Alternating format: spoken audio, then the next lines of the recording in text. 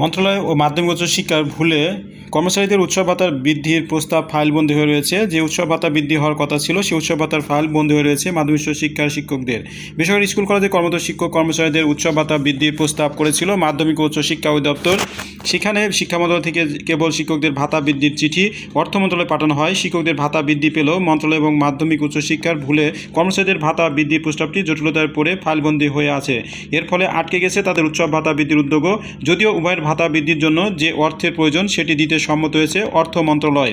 শিক্ষা মন্ত্রণালয় বলেছে মাধ্যমিক শিক্ষা পাঠানোর প্রস্তাবে শিক্ষক কর্মচারীদের ভাতা 50% করার কথা বলা হয়েছে, আর কর্মচারীদের ভাতা 25% বৃদ্ধি করে 75% করা হবে এমন কোনো কথা বলা হয়নি। যেহেতু কর্মচারীদের আগে থেকেই 50% উৎসব ভাতা পাচ্ছেন সেহেতু তাদের ভাতা বৃদ্ধির বিষয়টি বিবেচনায় নেওয়া হয়নি। জানতে চাইলে শিক্ষা মন্ত্রণালয় মাধ্যমিক উচ্চ শিক্ষা বিভাগের অতিরিক্ত সচিব প্রশাসন ও অর্থ নুজহাত ইয়াসমিন দ্য ডেইলি ক্যাম্পাসকে বলেন, কর্মচারীদের ভাতা বৃদ্ধির প্রস্তাব করা হয়েছিল কিনা সেটি আমার এই মুহূর্তে মনে পড়ছে না, তবে কর্মচারীরা আগে থেকেই 50% উৎসব ভাতা পান, সেজন্য হয়তো কেবল শিক্ষকদের ভাতা বৃদ্ধির কথা উল্লেখ করা হয়েছে। বিষয়টি পৃথকভাবে উল্লেখ করা দরকার ছিল। মাধ্যমিক শিক্ষা পাঠানো শিক্ষক কর্মচারীর ভাতা 50% করার কথা বলা হয়েছিল। কর্মচারীদের ভাতা 25% বৃদ্ধি করে 75% করা হবে এমন কোনো কথা বলা হয়নি। যেহেতু কর্মচারীরা আগে থেকেই 50% সুদের ভাতা পাচ্ছেন সেহেতু তাদের ভাতা বিবেচনা না নিয়ে এই বিলটি এখনও ফাইলবন্দি হয়ে রয়েছে।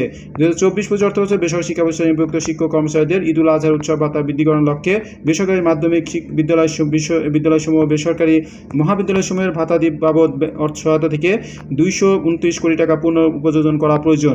পরবর্তীতে মাধ্যমিক শিক্ষা চিঠি অর্থ মন্ত্রণালয়ে পাঠানো হয়। অর্থ মন্ত্রণালয় থেকে ভাতা বৃদ্ধির বিষয়ে সম্মতি দিয়ে গত 14 মে মাধ্যমিক উচ্চ শিক্ষা বিভাগের সিনিয়র সচিব বরাবর একটি চিঠি পাঠানো হয়। এই চিঠিতে বলা হয়েছে মাধ্যমিক উচ্চ শিক্ষা বিভাগের অধীনে মাধ্যমিক উচ্চ শিক্ষা অধিদপ্তরের আওতাধীন 24-25 অর্থ বছরের সংশোধিত পরিচালন বাজেট হতে বেসরকারি শিক্ষা প্রতিষ্ঠান কর্মরত শিক্ষকগণের ভাতাদি বাবদ সহায়তা প্রদানের নিমিত্তে 229 কোটি টাকা পুনঃপ্রযোজনের নির্দেশনা অর্থ বিভাগের সম্মতি জ্ঞাপন করা হলো। অর্থ মন্ত্রণালয়ের চিঠি কেবল শিক্ষকদের ভাতা বৃদ্ধির কথা উল্লেখ করায় বিপাকে পড়েছেন স্কুল কলেজের